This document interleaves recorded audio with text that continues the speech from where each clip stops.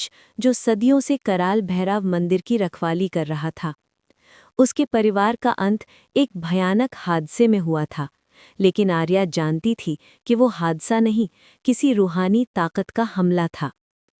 आर्या मृत्यु विज्ञान थैनेटोलॉजी की छात्रा थी, पर उसकी असल विद्या लाशों से बात करना था। पूजा का पहला दिन था। गांव वाले नदी में दीप प्रवाहित कर रहे थे। तभी आर्या को भीड़ से दूर एक औरत दिखाई दी। उसकी आंखें नहीं थीं, सिर्फ दो गहरे काले गड्ढे थे जिनसे खून की बूंदें टपक रही थी।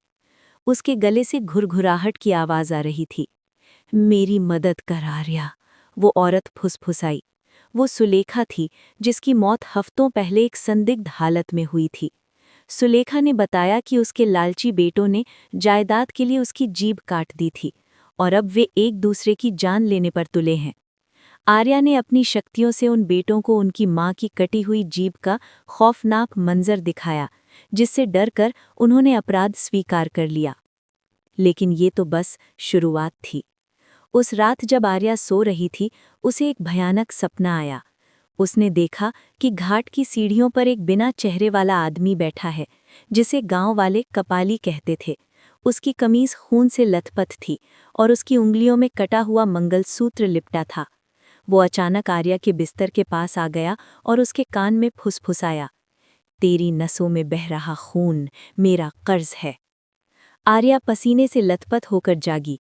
अगले दिन उसने अपनी दादी मंदाकिनी को बदहवास पाया। दादी एक पुरानी चमड़े से मढ़ी किताब पढ़ रही थीं, जिसके पन्ने कांप रहे थे। दादी, क्या छिपा रही हैं आप? आर्या ने कड़क आवाज में पूछा। दादी की आंखों में खौफ था। उन्होंने बताया, आर्या, ये श्राप तेरे दादा दिगंबर, पूर्व नाम बलवंत के एक फैसले का नतीजा है। कपाली कोई मामूली प्रेत नहीं है, वो एक तांत्रिक था जिसका नाम अघोरी रुद्रक था। रुद्रक एक मासूम बच्ची मुन्नी की बलि देकर अमर होना चाहता था। तेरे दादा ने उसे रोकने के लिए महाशमशान की राख से उसकी शक्तियों को बांध दिया और भीड़ ने उसे जिंदा चिता पर झोंक दिया। लेकिन मरते समय उसने श्राप दिया था कि जब तक वो इस गांव की हर कुंवारी लड़की का खून नहीं चख लेता, उसकी आत्मा को चैन नहीं मिलेगा। तभी खिड़की से एक ठंडी हवा का झोंका आया और दीवार पर टंगी तस्वीरों से खून बहने लगा। अगली रात गंगौर उत्सव की थी। पूरा घाट दियों से जगमगा रहा था, लेकिन पानी का रंग अचानक काला पड़ने लगा। लड़कियां मंत्रमुग्ध होकर गहरे पानी की ओर खिंची चली जा रही थीं। उनकी आंखें पूरी तरह सफेद हो चुकी थीं। आर्या ने देखा कि पानी के बीचों बीच कपाली खड़ा था। उसका शरीर आधा जला हुआ था और उसके गले में इंसानी हड्डियों की माला थी।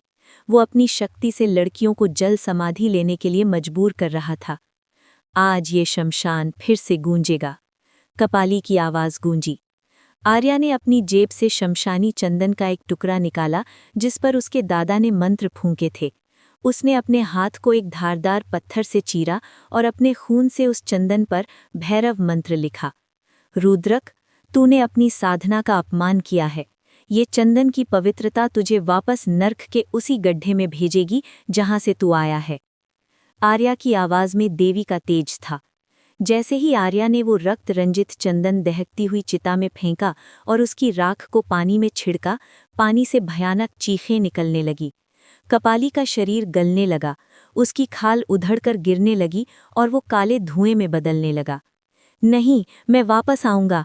कपाली की आखिरी चीख शमशान की हवाओं में घुल गई। जैसे ही उसका वजूद मिटा, सारी लड़कियां होश में आ गईं। नदी की लहरें शांत हो गईं। आर्या के चेहरे पर जीत का सुकून नहीं, बल्कि एक भारी जिम्मेदारी थी। उसने महसूस किया कि उसकी दादी की आंखों में अभी भी डर था। दादी ने धीरे से कहा, तूने उसे खत्म नहीं किया बेटा, तूने बस उसका दरवाज़ा बंद किया है। महाशमशान के राज कभी पूरी तरह दफन नहीं होते। आर्या ने जलती चिताओं की ओर देखा।